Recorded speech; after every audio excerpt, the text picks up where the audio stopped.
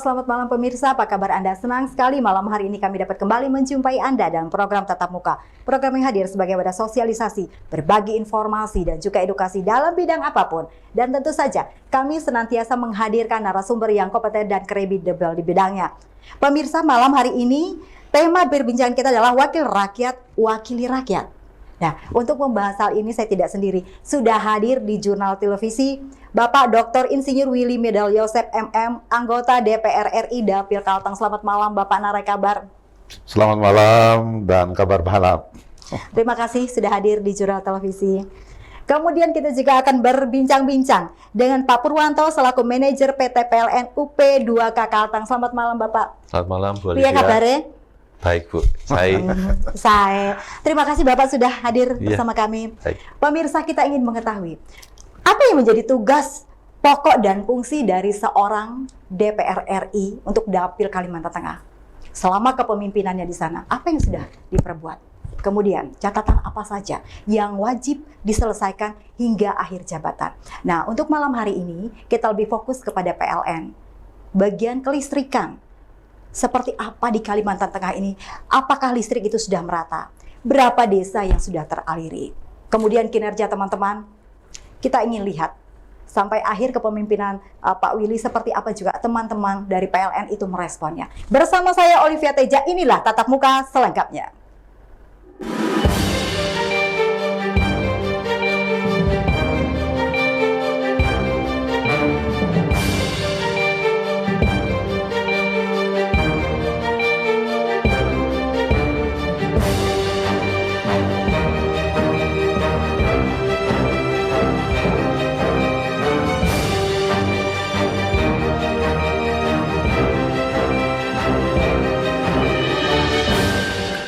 Pemirsa, kita ingin mengetahui sebelum jauh berbincang Pak, seperti apa tugas pokok dan fungsi yang dilakukan oleh teman-teman. Kemudian suara rakyat Kalteng ini seperti apa di sana? Silakan. Baik, terima kasih Olivia dari Jurnal TV. Ya. Saya Willy Medal Yosep. Ya, saya senang sekali untuk bisa hadir di sini ya bersama dengan rekan kami dari PLN. Tentu kami ingin menyampaikan beberapa informasi penting, terutama yang menyangkut dengan tugas kami ya sebagai wakil rakyat Kalimantan Tengah. Ya, saat ini kami duduk sebagai anggota DPR RI di Komisi 7 yang membidangi energi. Mitra kerja kami adalah Kementerian ESDM yang keren dulu disebut dengan Menteri Pertambangan, kemudian Menteri Perindustrian, kemudian Badan Riset Inovasi Nasional. Perlu kami sampaikan bahwa mitra kami ini sebenarnya ada 14 bidang ya atau 14 mitra kami yang ada di kementerian dan badan ini. Tetapi malam hari ini kan kita batasi ya menyangkut masalah kelistrikan di Kalimantan Tengah dan apa saja tugas-tugas dan apa yang sudah kami lakukan. Ya, seperti yang Bapak Ibu ketahui bahwa kami adalah wakil rakyat Kalimantan Tengah yang duduk untuk periode 2019 sampai 2024. Ya, tugas kami mewakili rakyat di Komisi 7 itu adalah energi, industri dan BRIN. Seperti yang saya sampaikan tadi, kita fokus kepada PLN atau kelistrikan di Kalimantan Tengah. Kalteng ini terdiri dari 13 kabupaten 1 kota, ya. Kemudian juga ada 136 kecamatan dan juga ada 1.571 desa yang ada di Kalteng ini. Nah, data sampai dengan hari ini itu mengatakan bahwa listrik desa atau listrik yang masuk desa atau PLN yang masuk desa itu saat ini masih kurang 430 desa yang belum masuk PLN. Ya, itu data. Artinya belum nyala. Pak, menjadi pertanyaan saya, kenapa Bapak lebih fokus kepada kelistrikan di sini? Apa manfaatnya? Apa ketika si listrik ini sendiri tidak masuk? Ya, tentu seperti kita ketahui bahwa listrik ini kan menguasai kepentingan dan hajat hidup orang banyak. Yes. Ya, maka oleh karena itu bisa kita rasakan pada malam hari ini ya Olip ya, bahwa tidak ada listrik mungkin kita juga tidak bisa on di Siaran. sini. Ini sudah jelas ya. Nah, kemudian kita juga paham bahwa listrik itu untuk mencerdaskan kehidupan bangsa dan memakmurkan. Singkat kata, listrik itu adalah sumber kebahagiaan bagi manusia dan masyarakat kita. Nah, maka oleh karena itu saya melihat bahwa listrik ini harus hadir, dan itu juga perintah dari Undang-Undang Dasar tahun 1945 pasal 33 ayat 2. Ya, kemudian juga kita paham bahwa Undang-Undang nomor 30 tahun 2009 itu tentang kelistrikan, dan juga tentang peraturan pemerintah nomor 14 2012 itu tentang pengaturan listrik oleh pemerintah pusat maupun pemerintah daerah. Yang mana kita tahu bahwa desa ya atau kecamatan, kabupaten, kota itu ya tentu tidak terlepas dari yang namanya listrik. Nah, maka oleh karena itu saya ingin sampaikan, mungkin jika bisa diserdata ya, kita bisa lihat bahwa ada 1141 desa kita yang sudah masuk PLN.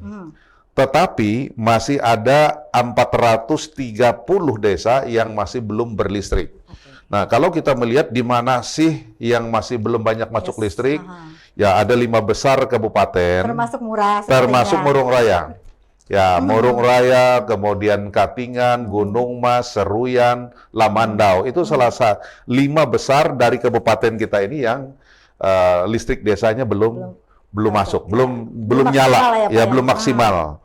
Nah, maka oleh karena itu tugas kami ya dengan PLN bersama-sama kami ingin agar listrik di Kalteng ini seperti menjadi visi misi Presiden.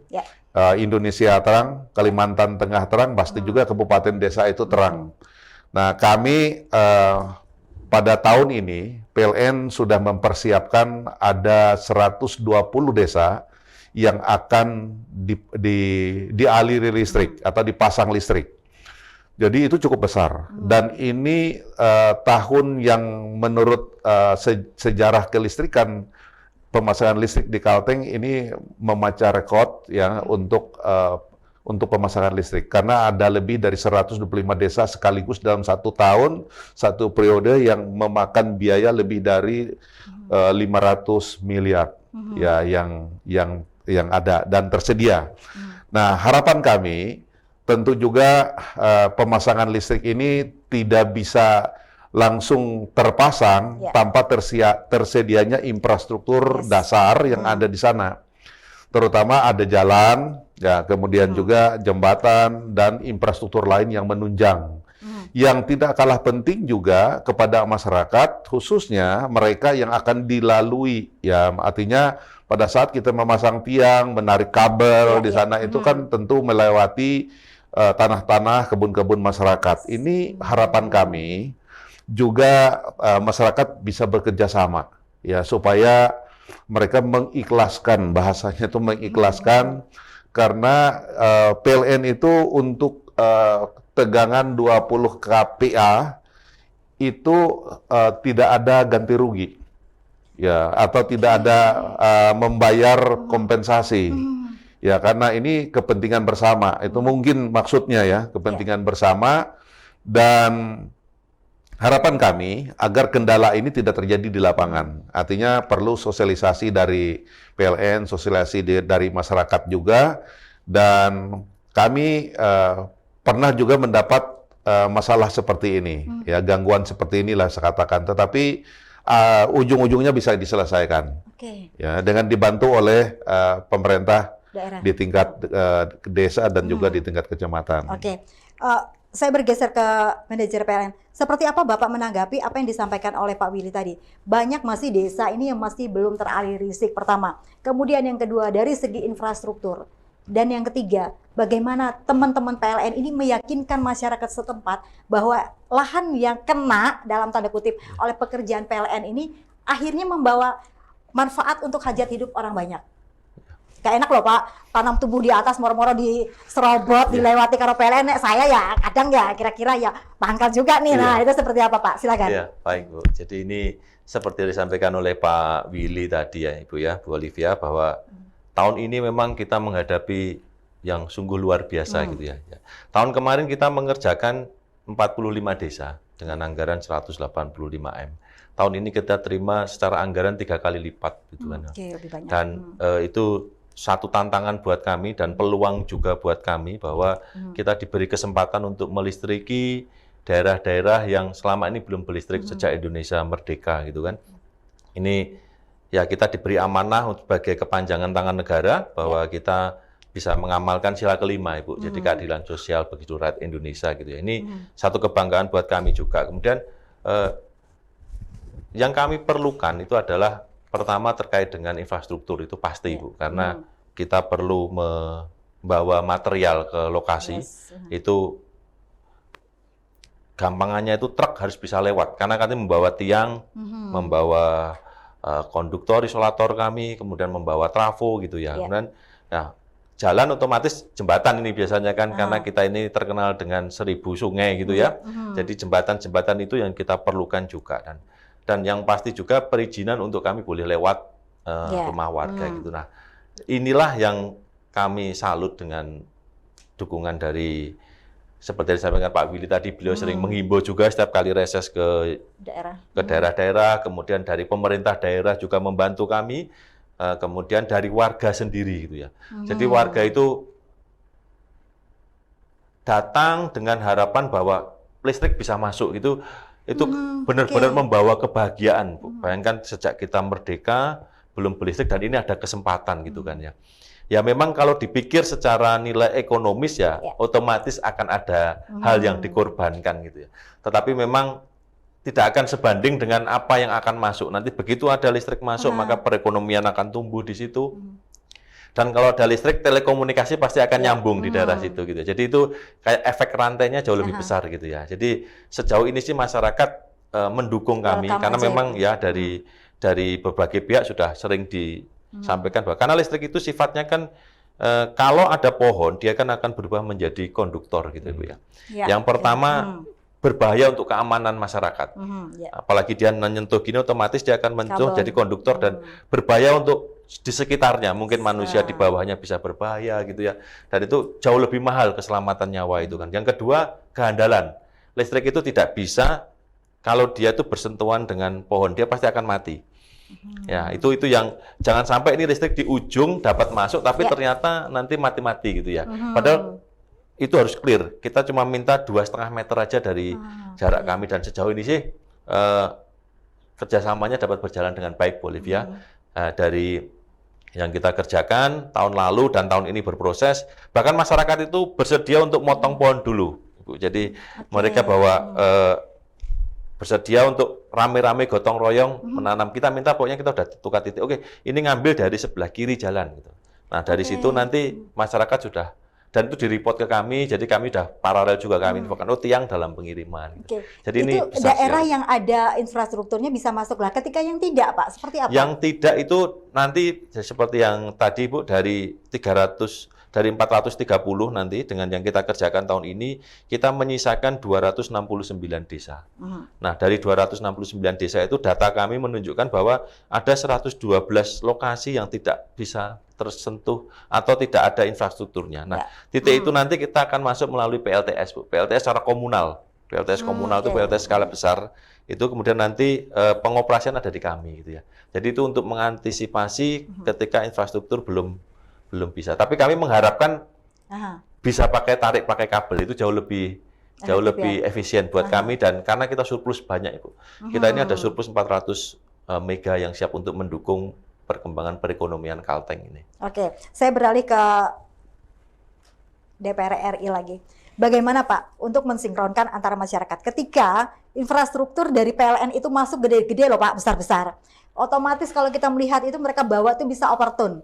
Nah, seperti apa dengan pemerintah daerah ini sehingga yang dilewati ngerasa itunya yang merusak jalan. Nah, tetapi kan kemasalahatannya ini lebih besar. Nah, seperti apa Pak? Sehingga tidak ada yang namanya Aduh, gara-gara trucking itu lewat rusak jalan kita nih. Nah, seperti itu Pak. Dari DPR RI seperti apa melihatnya? Meyakinkan masyarakat. Ya, perlu juga dipahami dan diketahui bahwa sebagai wakil rakyat yang ada di DPR Senayan, kami menginisiasi pernah melakukan pertemuan dengan gubernur. Kami undang, tapi yang hadir waktu itu wakil gubernur dan para bupati, wali kota, dan pimpinan DPR Provinsi Kabupaten Kota se-Kalimantan Tengah. Itu peristiwanya 14 April 2022 yang lalu di Jakarta. Di sana juga kami bersama-sama dengan Kementerian ESDM, juga Kementerian Keuangan. Intinya kami membincangkan tentang pemerintah daerah, provinsi, kabupaten, kota itu mempersiapkan infrastruktur, baik itu jalan maupun jembatan, ya untuk memudahkan mobilisasi peralatan-peralatan dan bahan-bahan material yang akan diangkut oleh PLN ini menuju ke daerah-daerah pedalaman, daerah-daerah desa mungkin seperti itu. Nah, kami punya keyakinan bahwa pemerintah sudah membuat kemampuan jalan itu yang sudah sepadan, dan kemudian juga kami paham bahwa PLN pun mereka paham juga tidak akan mau mengangkut material-material yang melampaui kemampuan jalan dan jembatan. Dan jadi ini tentu kita sinkronkan, ya. Jadi agar pada saat mobilisasi peralatan mau masuk ke desa-desa itu sudah siap dan tersedia.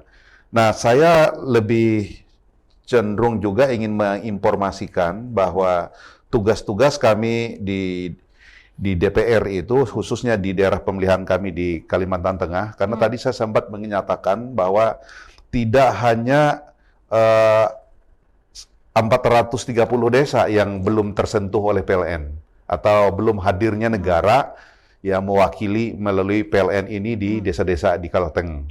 Tetapi juga masih tercatat, ya, menurut catatan kami itu masih ada 16 ibu kota kecamatan yang PLN juga belum hadir di sana.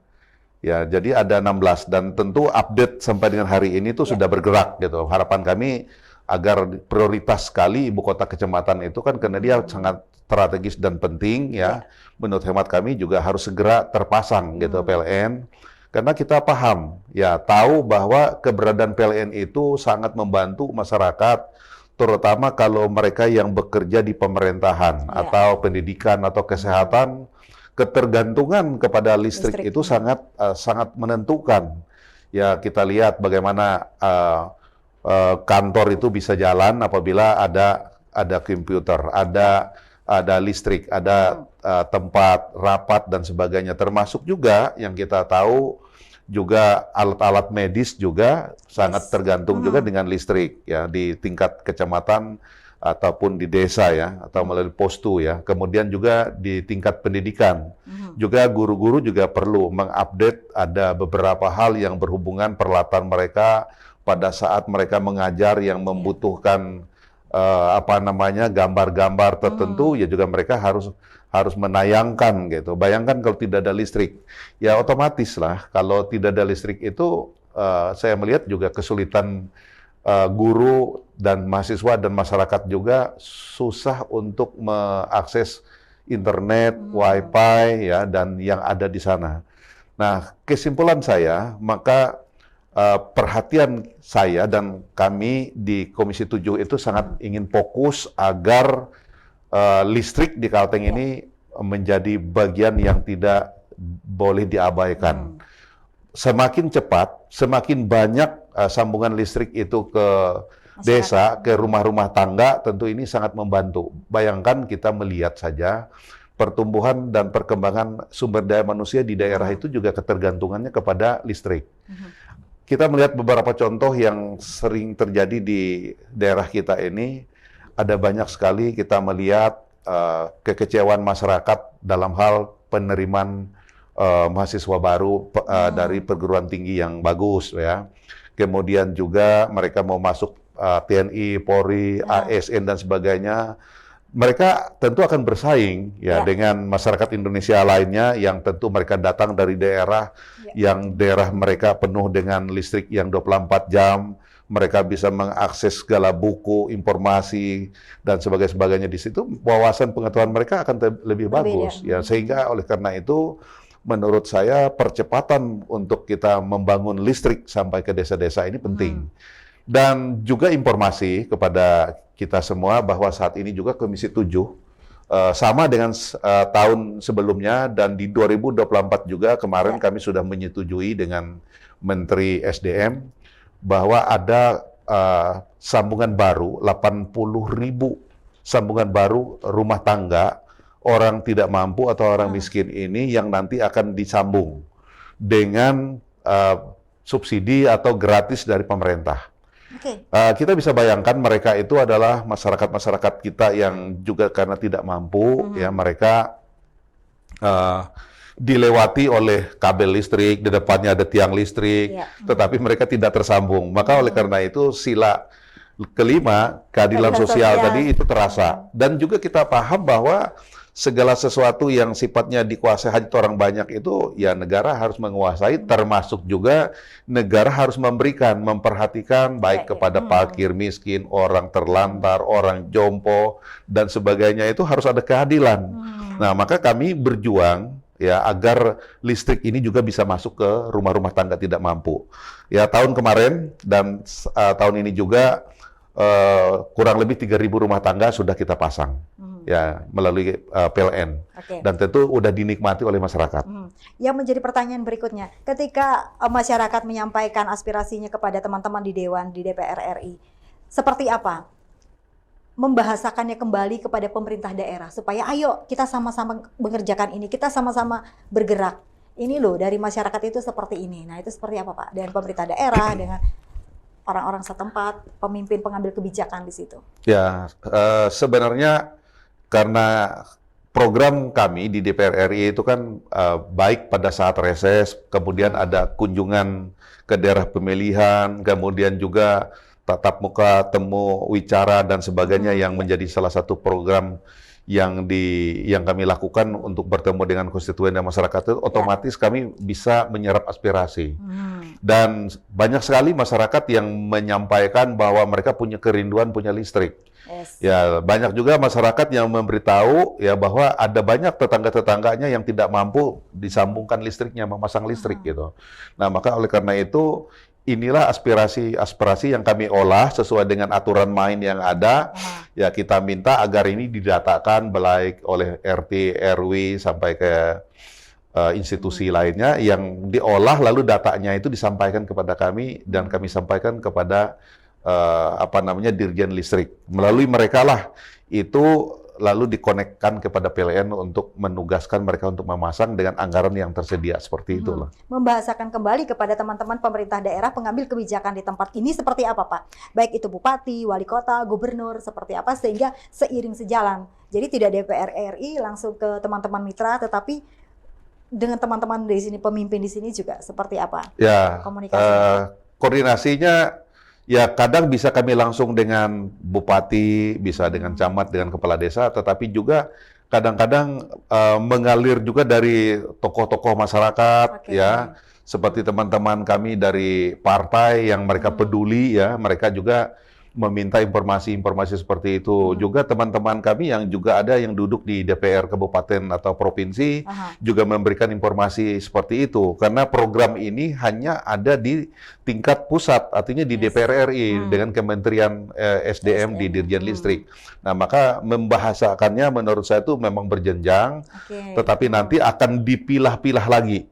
Ya, walaupun di situ sudah ada tiang dan kabel, tetapi dipilah-pilah karena memang sambungan ini terbatas. Salah bahasa, salah persepsi, Pak. Ya. Oke, saya ke Pak Wan dulu. Menanggapi ini, Pak, seperti apa? Karena kan tadi kan dikatakan oleh Pak Willy, desa-desa kecamatan itu menjadi target ini. Kemudian yang menjadi kendalanya itu apa sih, Pak? Selain tadi geografis, apakah PLN juga tidak ada, selain tadi Bapak katakan, adakah lagi choice lain sehingga tidak harus narik kabel?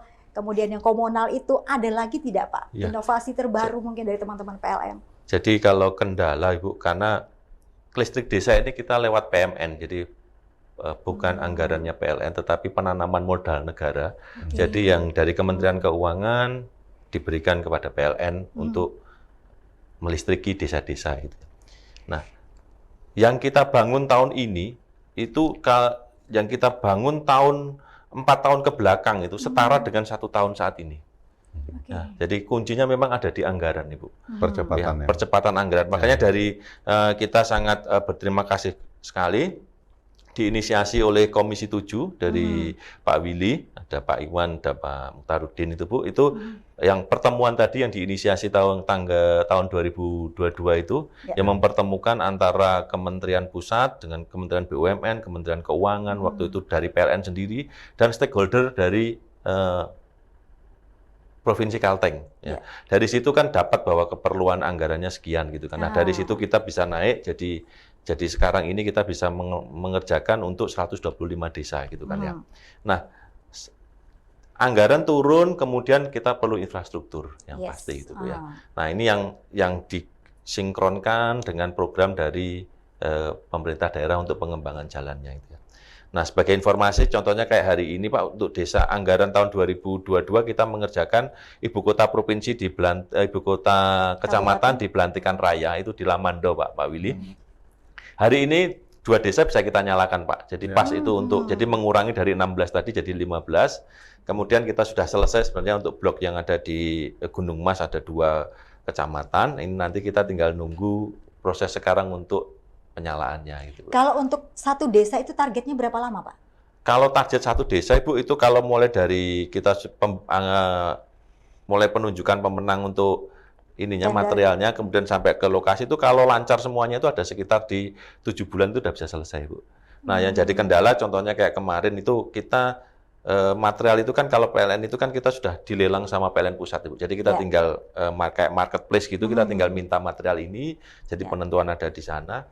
Nah, tahun kemarin kita misalnya kayak ada kendala yang perang ada di negara di sana, Rusia sama Ukraina, tapi itu berpengaruh ke pasokan material kami. Mungkin bukan cuma PLN, semuanya hampir berpengaruh. Ya. Nah, itu akhirnya mundur ke 8-9 bulan gitu Bu ya. Kalau lancarnya sih sekitar 5-6 bulan itu sudah sampai 7 bulan. 5 sampai 6 bulan, kemudian target dari teman-teman PLN ini mengerjakan satu area atau barengan dengan desa lain. Bisa tidak SDM-nya cukup nggak Pak? Cukup Bu, jadi kalau kita bilangnya gini, kan satu desa itu biasanya dia berbaris gitu kan Ibu ya. Contohnya kami mengerjakan kemarin untuk Murung Raya Ibu itu sepanjang 49 kilo. Itu ada 9 desa yang bisa terselesaikan nanti gitu kan. Nah, dari sini nanti pekerjaannya kan bisa paralel ini. Dari section 1 kita bagi jadi 9 section gitu ya. Jadi bisa paralel semuanya itu dan sejauh ini sih berjalan lancar Ibu. Ini aja. Kalau SDM-nya sendiri tercukupi Pak? SDM kita saat ini tercukupi dari Kalteng ini. Nah, nanti yang jadi kalau tahun depan itu turun yang 269 itu Pak Willy yang mau kita selesaikan itu kan itu mungkin kita perlu bantuan dari luar. Dalam artian bantuan dari luar itu tetap nanti kalau kerja di PLN kan karena kita beresiko tinggi, Bu. Jadi sertifikasi itu diperlukan, keahlian itu diperlukan gitu ya. Anti setrum ya Pak ya? Iya.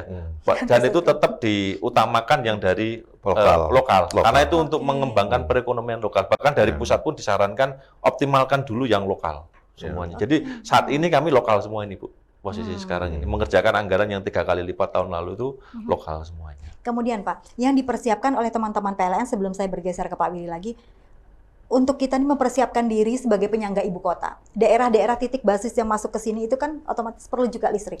Nah, itu seperti apa teman-teman melihat? Jadi kalau penyangga ibu kota contohnya di Muara Tewe Bu ya. Muara Tewe itu ada desa, ada sekitar Benangin, kemudian Seliju itu kita sudah siapkan untuk infrastruktur itu secara kalau kita kabel itu jauh lebih besar dari biasanya. Jadi untuk persiapan nanti kalau ada pengembangan di situ PLN sudah siap.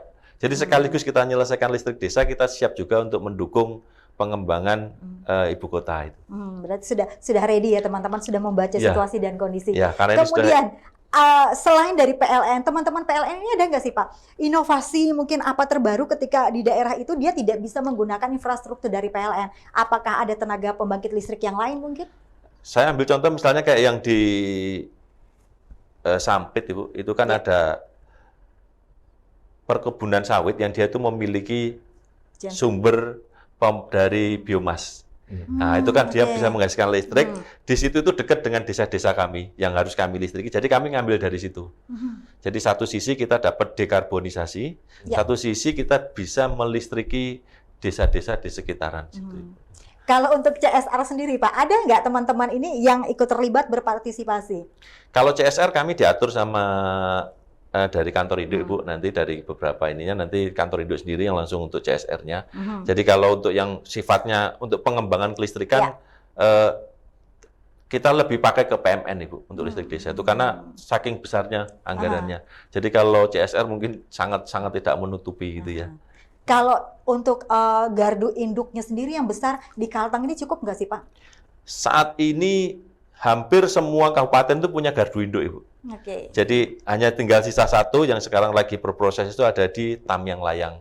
Ini yang nah, contohnya untuk Palangkaraya ini kan sekarang sudah ada 2 gardu induk gitu ya. Kemudian di Sampit itu Sampit itu ada 3 gitu kan. Nah ini yang menjaga sisi keandalan dan suplai Bu. Jadi itu kita lebih fleksibel dan lebih handal gitu ya. Oke, bergeser lagi ke Pak Willy. Pak Willy, ketika kita jadi melihat apa yang dipaparkan oleh teman-teman, sedangkan di daerah Murung Raya, Puruk Cahu itu kan riamnya gede-gede Pak, banyak. Ya. Apakah itu tidak bisa dioptimalkan Pak? Dia kan tenaga airnya kan sangat besar di sana. Ya, baik. Karena salah satu tugas kami di DPR itu adalah membuat undang-undang.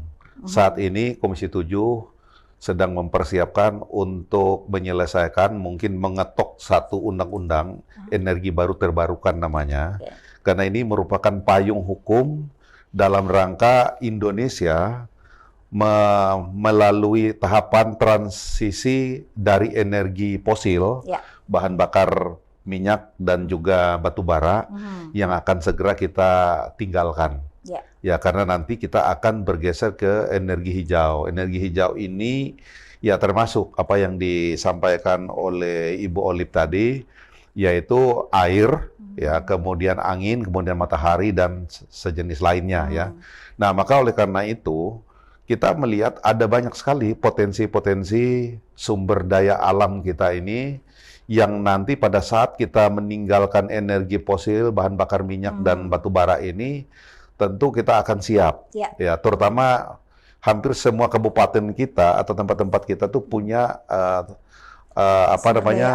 sumber daya alam, terutama air dengan arus dengan debitnya yang cukup besar, sama seperti di Murung Raya kalau bisa kita ingin ini Pak, di sana, Pak, ada rencana bendungan Muara Joloy dan di sana sudah disurvei puluhan tahun yang lalu untuk mempersiapkan PLTA yang nanti akan digunakan dari arah Barito untuk kepentingan listrik, mungkin kepentingan listrik di daerah Barito dan juga sampai ke daerah-daerah mana nantinya. Nah, perlu juga saya sampaikan bahwa saat ini juga kami dari Komisi 7 itu juga ada kegiatan kami bagaimana untuk memberikan penerangan atau cahaya bagi masyarakat-masyarakat kita di pedalaman. Ya, terutama dari desa-desa yang tidak ada listrik tadi, kami sudah mendistribusikan atau memasang lebih dari 1.500 ya PGUTS, yaitu dengan tenaga matahari, digunakan untuk masyarakat-masyarakat penerangan di jalan-jalan atau di tempat-tempat strategis yang saat ini. Dan ini pun sudah kita resmikan beberapa kali, beberapa tahun ini. Kemudian PGUTS ini juga harapan kita nanti pemeliharaannya akan kita serahkan kepada PLN untuk memanage ya maintenance-nya supaya dia bisa panjang masa pemakaiannya. Dan PGUTS ini ada yang juga atap, ada juga yang kita pasang di jalan ya. Yang di atap itu berarti solar cell modelnya seperti itu. Dan ini salah satu juga sumber energi yang nanti akan digunakan oleh masyarakat untuk penerangan ataupun untuk digunakan di rumah tangga. Kami melihat bahwa Kalteng ya dalam rangka percepatan seperti apa yang disampaikan oleh saudara kami dari PLN ini, karena dari 430 atau 269 desa yang saat ini sedang digarap ya, 112 desa itu punya punya topografi ya, mungkin karakteristiknya itu tidak sangat sangat sulit untuk dibangun, dilewati dan cukup lama dan anggarannya cukup besar. Maka oleh karena itu tentu nanti kita melihat Karena saat ini kan didorong, pemerintah saat itu mendorong agar energi baru terbarukan ini segera dimulai. Ya, kita akan berangsur-angsur sudah meninggalkan diesel, ya, energi-energi fosil ini diganti dengan energi-energi yang nanti kita manfaatkan dari angin. Kemudian dari air tentunya, dari sinar sinar matahari, dan inilah nanti yang dimanfaatkan oleh masyarakat kita di Kalimantan Tengah secara bertahap, kira-kira seperti itu. Oke. Sebelum kita beralih, Bapak tadi mengatakan bahwa SDM kita ini juga harus mulai saat ini sudah kita persiapkan untuk menyambut IKN. Kemudian hubungannya dengan listrik, sehingga anak-anak kita ini menjadi lebih smart ketika IKN itu sudah masuk. Tetapi untuk menanggapi hal itu sebentar, kita tahan dulu. Kita istirahat sebentar. Pemirsa, jangan kemana-mana, kami akan jeda dan kami kembali setelah ini. Tetaplah bersama kami.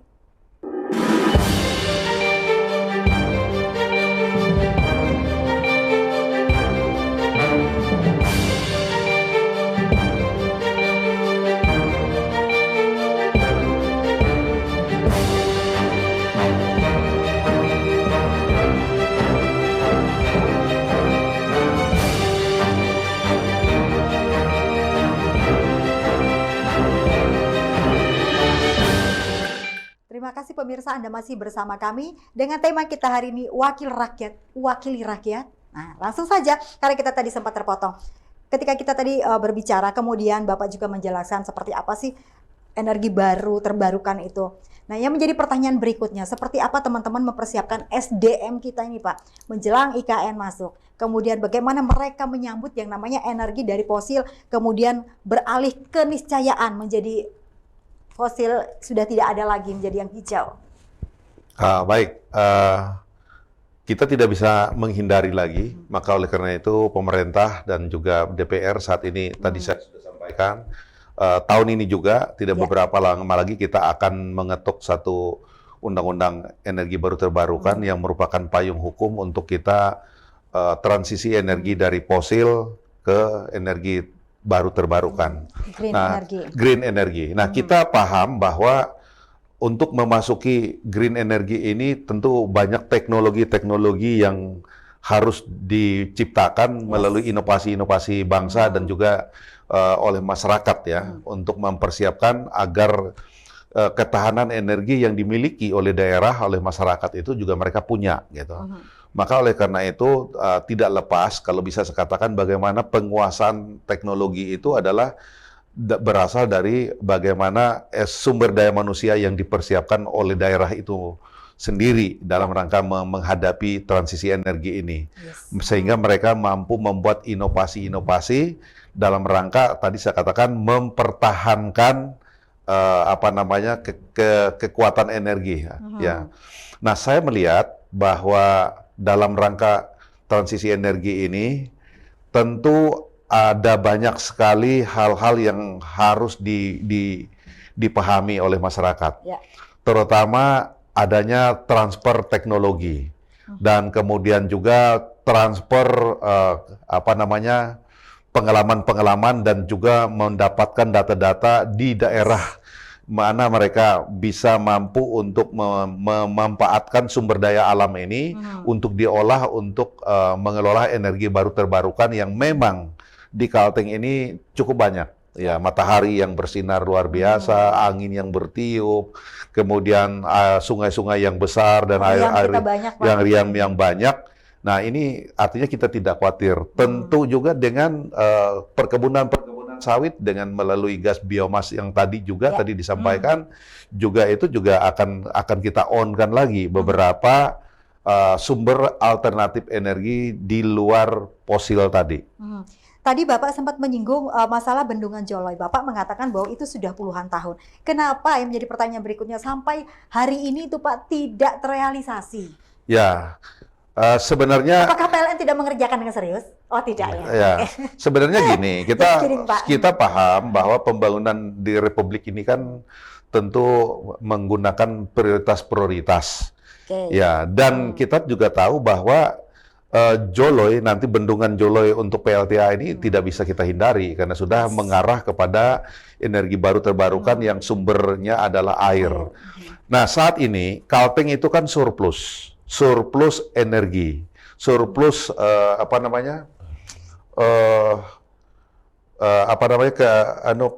PLN ini? Ya, cadangan dayanya, Pak. Ya, daya, mohon maaf. Oke. Jadi surplus daya di PLN kita ini. Saat ini kan ada 4 pembangkit yang cukup besar, ya terutama pembangkit bertenaga gas bumi itu adalah di Bengkanai. Itu ada di Barito Utara, ya, dan kekuatannya atau dayanya 2 kali 155. Ya, itu cukup besar. Itu tenaga gas bumi. Kemudian batu bara sebagai bahan bakarnya yang mulut tambang ini di Tumbang Kejue di Gunung Mas. Ini 2 kali 100. Kemudian juga ada di Pulang Pisau, juga batu bara, kemudian juga ada di Kota Waringin Barat.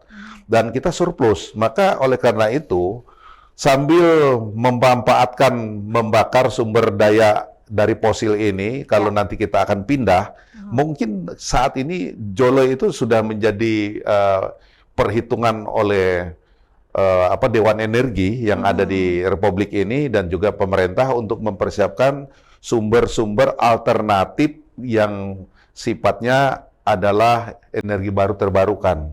Ya, mungkin menggunakan air dan sebagainya. Maka karena itu saya pikir saat ini pun Joloy itu sudah mulai dibincangkan gitu di tingkat nasional.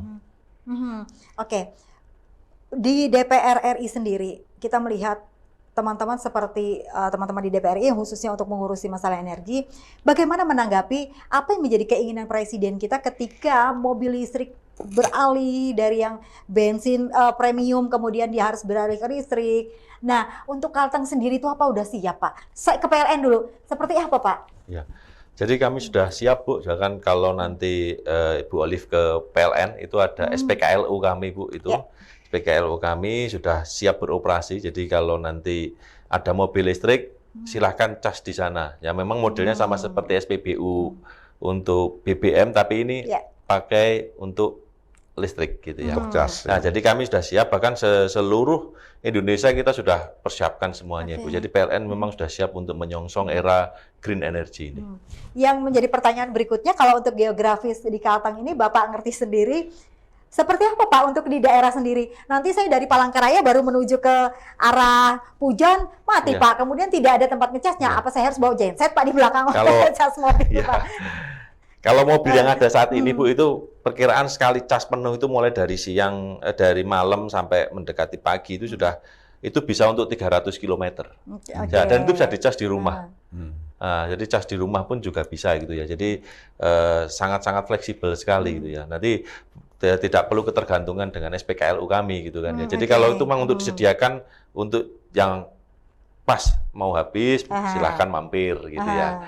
Ya jadi itu sudah, tapi selebihnya bisa diisi di rumah. Gitu. Karena kalau kita lihat sendiri di Jawa kan sudah banyak sekali yang menggunakan itu, bahkan ada beberapa sudah yang di Kalteng menggunakan itu. Nah kami itu bertanya-tanya seperti apa persiapan PLN itu untuk menyambut ini gitu loh. Orang kadang aja di daerah mana masih belum ada listrik. Ke Pak Willy dulu, silahkan Pak, Bapak menanggapi Pak.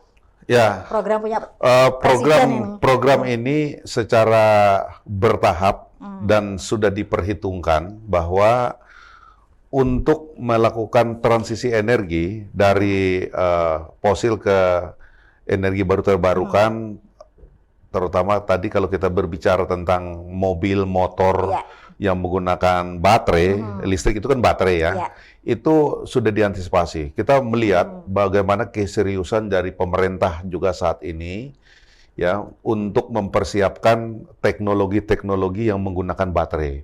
Dan kita kaya sekali bahan untuk membuat baterai ini ya, sehingga saya melihat dari teknologi-teknologi dan inovasi yang dibuat saat ini itu kekhawatiran kita bahwa kita akan kehabisan baterai itu menurut saya sangat tidaklah seperti itu, karena nanti setiap mobil juga punya darurat atau ada cadangan baterai atau ada tempat yang dia bisa ngecas sendiri karena teknologi.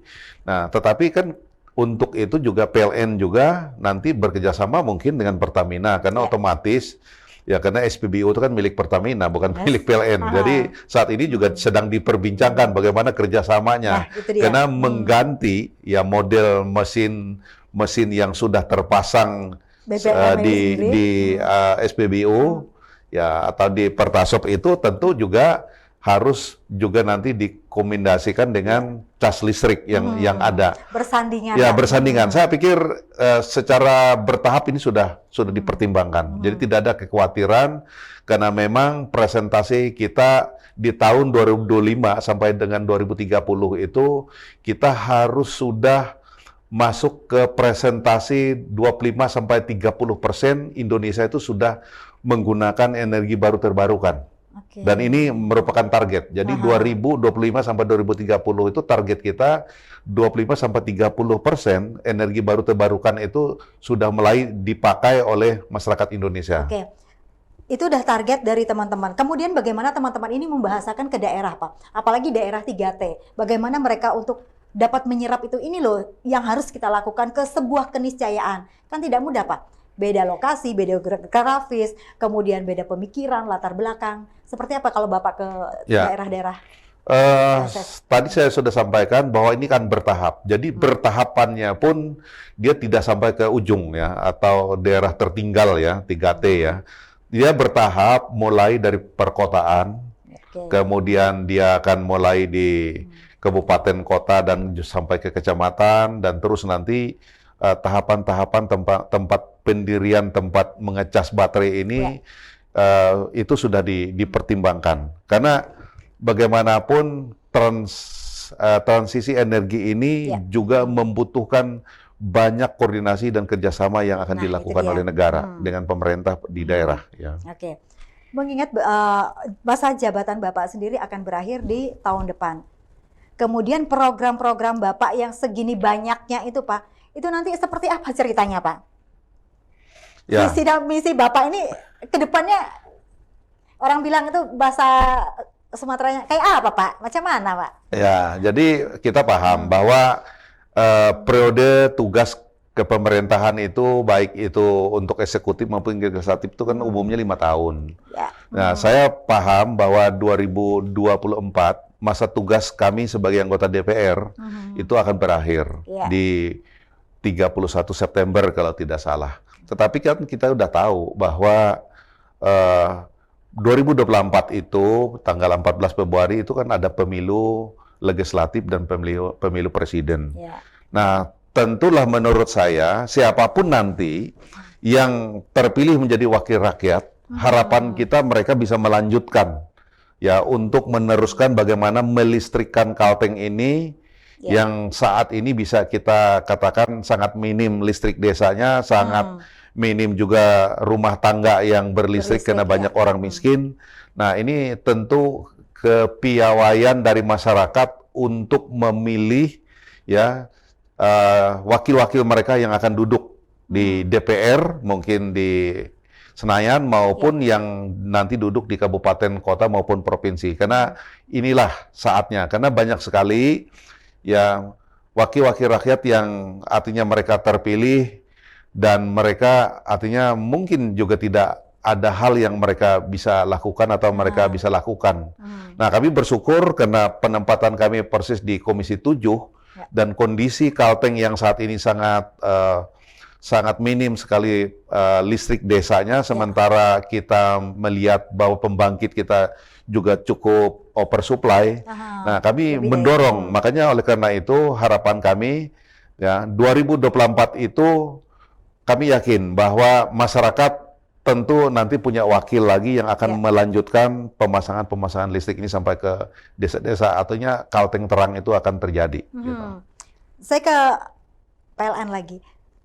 Apa, Pak, yang menjadi harapan, kemudian apa yang ingin Bapak sampaikan ketika di sini ada wakil rakyat yang bekerjanya dengan teman-teman di energi? Jadi tahun depan itu kita masih menyisakan 269 desa. Nah, itu. Dan itu secara anggaran kita masih perlu sekitar 1 triliun. Karena ini dari PMN, makanya dari Komisi 7 itu kami harapkan senantiasa bisa ya untuk anggarannya itu bukan itu tertutupi karena lewat PMN gitu ya. Jadi ini yang harapan kami, kemudian dari sisi anggaran, karena kemudian dari sisi koordinasi bisa senantiasa dengan pemerintah daerah seperti yang sudah dilakukan terlebih dahulu itu untuk mendukung infrastruktur.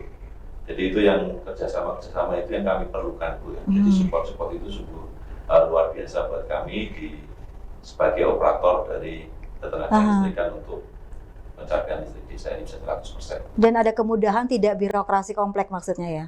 Ya itu dia. Nah itu sepertinya iyanya tuh gimana gitu Pak? Jauh ini sih kita memang tidak ada itu, jadi sangat cair sekali gitu ya. Jadi sangat cair sekali komunikasi kita itu, dan itu sudah makanya ya itu karena selama ini kami rasakan seperti itu, sangat cair sekali. Jadi sama seperti kami dengan Pak Willy ini sering misalnya koordinasi dengan Komisi 7 itu sering, Bu. Bahkan kami di Komisi 7 ke PLN kami sangat bersyukur sekali hubungan dari Komisi 7 ada 3 wakil kita di situ. Dan itu sungguh sangat-sangat ya membantu kami di dalam pencapaian desa listrik. Karena PR Bapak ini masih banyak. Kemudian seperti apa teman-teman menanggapi dari PLN sendiri? Banyak loh PR Bapak ini ketika misalnya masa jabatan Bapak sudah habis. Seperti apa Pak? Ya ini kami ini kan operator itu harus selalu siap sedia itu. Pokoknya begitu ada mau kayak seperti tahun ini kita dapat 3 kali lipat ya kami bisa kerjakan, dan itu tidak pernah, kita selalu optimis bahwa ini akan selesai. Dan sekarang dari semua yang sudah turun ini sudah bisa kita kerjakan semua itu. Jadi kami sudah persiapkan itu jauh-jauh. Karena PLN kan sama seperti ini kami sudah berkesinambungan senantiasa. Dan supportnya sangat kami rasakan siap. Kalau teman-teman PLN seperti apa melihatnya ketika ganti pemimpin, ganti pula programnya? Ada nggak seperti itu? Kalau kita lebih ke arah ini, Bu, ya. Kalau kita PLN ini kan operator ya, jadi regulator itu kan yang nanti yang dari pihak kementerian dan dari pemerintahan ya. Jadi sejauh ini sih hampir tidak ada kendala ya, tidak ada masalah ya. Memang yang kami rasakan sih anggarannya kita agak gede 2 tahun terakhir ini gitu. Jadi ya, semoga tahun depan kita bisa dapat lebih lagi untuk kejar Kalteng ini, biar bisa Kalteng terang itu tadi. Kalteng terang kita bisa untuk mengejar sama seperti pulau-pulau yang lain, Sumatera, Jawa gitu ya. Terakhir untuk PLN, seperti apa ketika teman-teman merekrut SDM dari lokal, ketika ketidaksamaan dalam tanda kutip kita tidak menjudge siapapun, ketidaksamaan skill dan lain-lain itu seperti apa Pak? Ya. Kalau untuk PLN Bu, kita itu ada kita buka kelas kerjasama di kita itu ya, jadi itu rekrutan mulai dari kita rekrut, kemudian nanti dari ini dari yang itu langsung dari Balai Pusat gitu ya, lewat kantor ini. Kemudian dari situ dia kayak sekolah nanti, begitu dia dimonitoring sama kita, begitu dia lulus itu langsung masuk ke PLN. Jadi salah satu cara kita untuk meningkatkan kualitas dan masyarakat yang di Kalteng ini dan di Kalsel sama Kalteng ini bisa ada yang masuk ke PLN. Karena kan kita penerimaan secara nasional itu ya. Terakhir ini karena kita sudah berada di penghujung, untuk wakil rakyat kita pada malam hari ini, seperti apa Pak Bapak melihat kesiapan kita sendiri ketika kita memasuki Kalteng terang itu? Apa yang harus kita persiapkan selain kalau PLN kan udah jelas mempersiapkan infrastrukturnya? Apa sebagai masyarakat kami ini untuk menerima yang namanya Kalteng terang itu, sehingga tidak ada gontok-gontokan elak teh petak ayo ko elak ketun melah hete misalnya. Seperti apa? Kemudian seperti apa juga Bapak di sana meyakinkan para investor itu untuk menanam dalam tanda kutip modalnya di Kalteng, bahwa Kalteng itu sudah seperti ini loh. Seperti apa Pak? Ya. Saya melihat bahwa pembangunan kelistrikan di Kalteng ini pada saat ini sudah cukup bagus ya. Kedepannya tinggal bagaimana kita menuju Kalteng terang ini ya, karena kita juga dibarengi juga dengan keinginan negara atau pemerintah ini kita akan meninggalkan fosil ya, energi fosil ini ke energi terbarukan. Nah, tentu yang menjadi harapan kami bagaimana agar pemerintah provinsi, kabupaten, kota, perguruan tinggi dan kemudian semua institusi menurut saya itu bisa bergerak bersama, sepaham, sepakat ya, bagaimana agar pembangunan energi kelistrikan di Kalteng ini artinya kita bisa tuntaskan bersama. karena grand design apa yang sudah dipersiapkan oleh pemerintah, termasuk juga oleh PLN itu sudah cukup bagus menurut saya.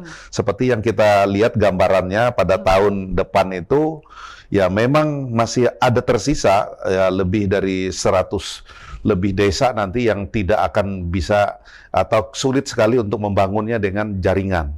Tetapi kan kita melihat bahwa ada teknologi-teknologi lain yang tentunya tidak kalah juga kemampuannya untuk mampu membangkitkan tenaga-tenaga listrik yang ada di daerahnya masing-masing. Saya berharap agar pertama yang paling penting kelihatannya yang mendesak itu adalah pemerintah kabupaten kota dan provinsi ini fokus membangun infrastruktur. Oke. Ya, jadi itu fokus. Infrastruktur itu sangat menentukan. Dan dengan adanya listrik yang cukup berlimpah, saat ini kita punya tenaga pembangkit yang tadi saya katakan oversupply. Kemudian juga dengan adanya banyak listrik-listrik yang terpasang di daerah-daerah, itu tidak menutup kemungkinan industri-industri juga akan menyambung ke sana, sehingga pembangunan kita akan marak juga dengan pembangunan produksi-produksi perusahaan tambang, kebun, dan lain-lain yang saat ini sangat dibutuhkan. Artinya, ekonomi Kalimantan Tengah ini akan bergerak. Akan bergerak maju, bergerak positif. Kenapa? Karena sudah tersedianya energi yang dibutuhkan yang murah dari PLN dibandingkan dengan mereka mendirikan pembangkit sendiri, tentu akan lebih tinggi cost-nya. Kalau selain non-PLN ada tidak, Pak? Ya, non-PLN ini ya seperti yang kita ketahui masih banyak ya, perusahaan-perusahaan ini yang tidak tersambung, tidak ada listrik di daerah situ, mereka membangkit sendiri gitu ya, membangun sendiri, apakah mulai dengan batu bara juga, dengan tenaga-tenaga diesel dan lain-lain, ini kelihatannya masih ada. Maka oleh karena itu kita mendorong agar PLN ini ya mampu menjangkau dari semua tempat. Karena kalau ada desa, pasti dia bisa nyambung ke desa itu untuk pembangkit energi mereka di mana perusahaan-perusahaan itu berproduksi. Oke. Closing statement, Pak. Karena kita sudah segmen terakhir. Saya dari PLN dulu, silahkan. Closing statement terkait tema kita hari ini, wakil rakyat, wakili rakyat. Jadi kami dari PLN, kita senantiasa untuk melistriki desa tugas kami. Kami perlu dukungan dari eksekutif dan legislatif. Dan dari Komisi 7 ada Pak Widi dan Pak Iwan, Pak Nardin itu yang situ kita harapkan senantiasa sinerginya semakin cair itu untuk mempercepat proses penyelesaian desa listrik ini. Serapan anggarannya juga oke gitu ya, Pak. Oke. Kemudian saya bergeser langsung ke anggota DPR RI Dapil Kalteng, Pak Willy, silahkan. Ya, perlu saya sampaikan bahwa sebagai wakil rakyat Kalteng yang ada di Senayan di Komisi 7, sebenarnya masih ada banyak program-program yang saat ini sedang kami garap. Ya, tidak hanya bicara tentang listrik, tetapi juga karena domain daripada mitra kami adalah pertambangan. Ya, pertambangan ini ada banyak sekali yang kita pahami dan kita ketahui. Ya, kami ingin mendorong agar illegal mining yang marak saat ini di Kalteng dan juga di provinsi lainnya juga sama, ya. Ini sudah mulai artinya berkurang karena ada strategi baru dari negara atau pemerintah daerah dengan mempersiapkan tata ruang untuk wilayah pertambangan rakyat. Dan tentu juga ini sudah kami berikan masukan kepada menteri agar mereka menyiapkan anggaran survei tempat di mana kira-kira lokasi yang paling cocok dan pas untuk masyarakat bisa bermohon izin sehingga mereka bisa menambang dengan cara-cara yang legal, tidak merusak lingkungan, kemudian juga mereka juga memberikan kontribusi yang bagus untuk negara dengan pajak atau restribusi dan lainnya. Jadi ini juga bagian yang kami kejar saat ini. Nah, kita tahu juga bahwa kami juga bekerja sama dengan Badan Riset Inovasi Nasional atau BRIN dan juga ada Badan Informasi Geofisial namanya BIK. BIK ini adalah satu badan yang saat ini menggarap Indonesia satu peta. yang mereka punya teknologi tinggi, bagaimana mereka ini mampu melakukan pemetaan tentang tata batas negara, tata batas provinsi, kabupaten, kota, dan desa yang notabene saat ini kan banyak sekali konflik antara desa dengan desa, kecamatan dengan kecamatan, dan menurut hemat kami di Komisi 7 ini kami sudah banyak memberikan sosialisasi supaya nanti bagaimana pemetaan yang dilakukan ini betul-betul bermanfaat untuk menyelesaikan tata batas yang ada di kota-kota ataupun di desa-desa yang ada gitu. Nah, jadi ini sangat penting. Kami juga banyak program seperti beberapa waktu yang lalu ya, pada saat COVID kami membagi lebih dari 50.000 paket sembako untuk orang-orang miskin dan terdampak.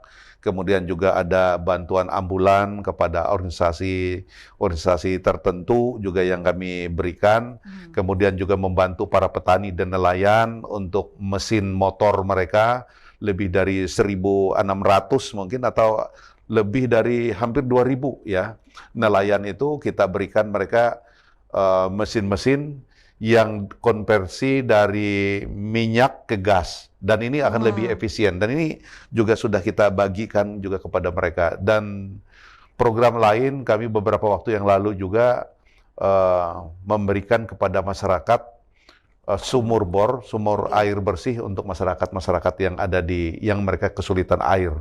Jadi sebenarnya program-program kami di Komisi 7 ini real sudah kami lakukan di masyarakat itu sudah cukup banyak. Tetapi mungkin kalau kita berbicara sekaligus pada pertemuan ini tidak cukup, maka oleh karena itu cukup kita batasi hanya listrik Kalteng. Mungkin judul yang nanti kita juga berbicara tentang pendistribusian bahan bakar minyak dan gas yang bersubsidi di Kalimantan Tengah pun itu bagian ranah kami dan bagian pengawasan yang kami lakukan bersama-sama dengan Pertamina, dengan Dirjen Migas. Mungkin nanti kita akan buat lagi sesinya. Next itu juga menarik itu, bagaimana gas 3 kilo pun harganya tidak sama di mana-mana. Nah, tapi ditahan dulu Pak itu. Kita hold dulu untuk next pertemuan selanjutnya. Oke. Saya ucapkan terima kasih kepada Bapak Dr. Insinyur Willy Medaliosep MM selaku anggota DPR RI Dapil Kalteng, dan juga masih sepertinya partainya berwarna merah ini. Nanti terserah masyarakat saja yang menilai seperti apa. Masih sepertinya di PDI Perjuangan. Kemudian harapan masyarakat dititipkan ke tangannya teman-teman legislatif di sana.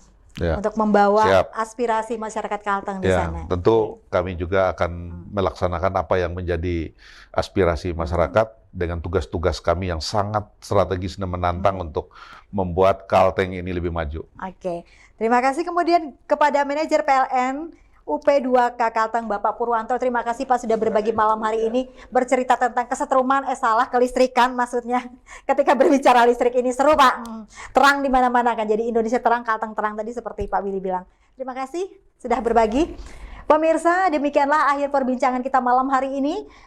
Wakil rakyat, wakili rakyat. Bersama saya Olivia Teja dan juga teman-teman yang bertugas pada malam hari ini, kami mohon maaf pamit. Selamat malam dan sampai jumpa.